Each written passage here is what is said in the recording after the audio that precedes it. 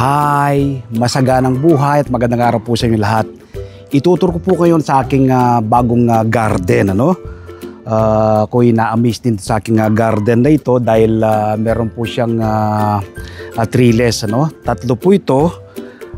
Tapos naglagay ako ng parang plot. So pwedeng magpagapang ka ng halaman sa ibabaw. Pwede ka namang magtanim habang hindi pa malalaki yung mga halaman sa ibabaw. Pwede ka namang magtanim sa ilalim na bahagi. Alos po ito alos dalawang linggo ko itong tinrabaho, kasi kapag available lang yung oras ko, doon ko ginagawa. Pero napakaganda po niya, pwede niyo pong gayain itong ganitong setup. Kasi doble po yung kanyang pakinabang So meron ka na ng bumabaging na halaman, tapos meron ka pang pwedeng itanim sa ilalim na bahagi. Sa ngayon marami na tayong tanim dito. Itong mga nakabaging ko, itong nasa isang side na to kalabasa, tapos sa kabilang side ay upo, yung sa ilalim ng kalabasa butchoy, sa ilalim ng upo ay pechay, tapos doon sa kabilang side naman ang itaas na bahagi ay patola, ang ilalim na bahagi ay lettuce. Sa kapaligiran marami pa akong tanim dyan. Meron akong Baguio beans, meron akong gabi, okra, meron akong strawberry, meron akong repolyo, meron akong cauliflower, So papakita ko po muna sa inyo itong ating bagong garden na ito na 2 linggo kong tinrabaho bago ko siya natapos. Pero gaya ng banggit ko, maganda po siya, pwede nyo siyang gayain. Ako din ay na-amaze, Tapos meron akong mga nakatanim dyan sa sako, sa timba, sa mga bote ng mineral water. Pero din pala akong dyan, ampalaya. So iisa-isain natin mamaya yung mga yan. Dito muna tayo dito sa ating bagong garden na to. So bali 3 itong ginawa kong ito na may agapangan ng mga halaman. Tingnan po natin. So ito yung mga gumagapang nating halaman, kalabasa yan dito sa isang plot. So may bulaklak na, kita nyo po, may flower na siya.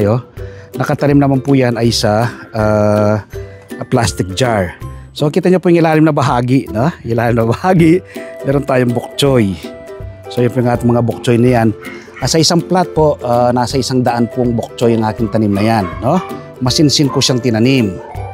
So yan, so isa yan, Tapos ikot tayo dito. Ito yung mga sako naman na tinamnan natin. Meron tayong dragon fruit din dyan, bagong tanim. Ito naman po ay upo. Ayan, kita nyo, upo naman po ito. Upo, unti-unti na siyang gumagapang, di po ba?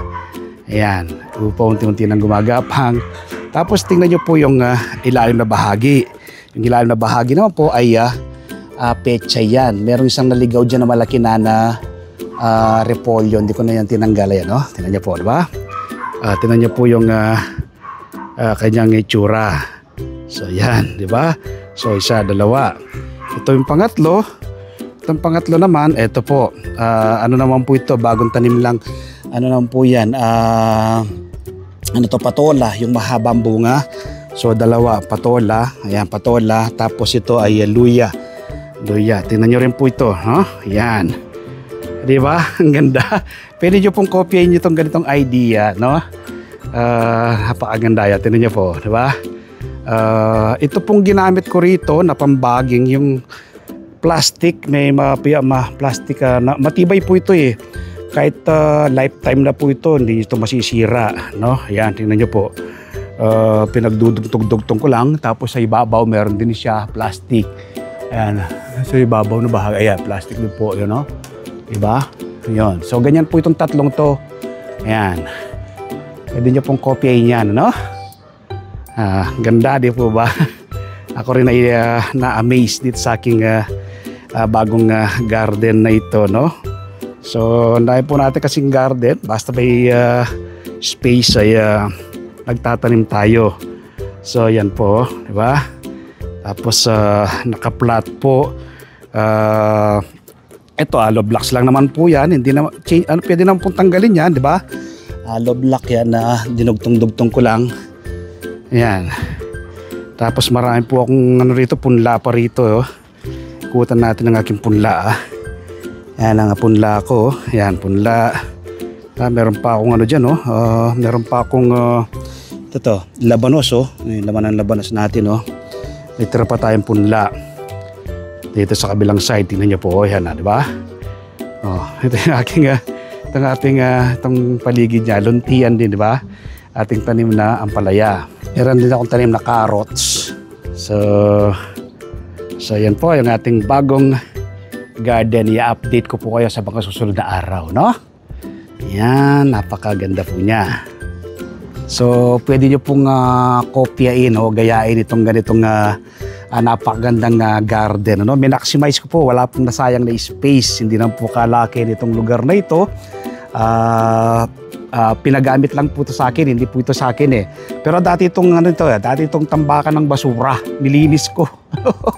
Nilinis ko, tapos nung malinis na, siyempre kapag tambakan ng basura yan, yung lupa dyan ay mataba, maganda yung lupa. Kaya naman yung mga tinanim natin mga halaman, ayan napaka gaganda na nila, no?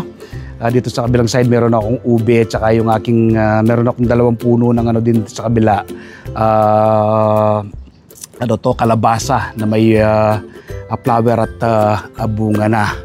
So sana nakapag-share ako ng idea, no? Na pwede nyo pong kopyain balang araw kung gusto nyo pong mag-put up ng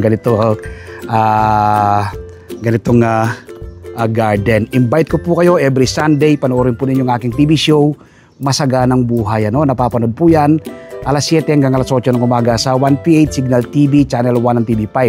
Napapanood din po sa RPTV, YouTube at Facebook. At siyempre kapag araw ng punong Martes, meron po akong column sa Filipino Star ngayon. Sinusulat ko po sa aking column ang iba't ibang do-it-yourself tips at iba pang sikreto sa pagsasaka. Sa Facebook page, Facebook profile, TikTok, nagbabahagi rin po tayo ng kaalaman. At siyempre, kung hindi pa po nakasubscribe sa aking YouTube channel ang Magsaka Reporter, mag-subscribe na po kayo. Like and share. Click the bell button at saka ma-inform po kayo kapag may mabago kong video upload, video tutorial upang ma-share ko po sa inyong pairam na talento ng ating Panginoon. Happy farming po. God bless. Bye-bye.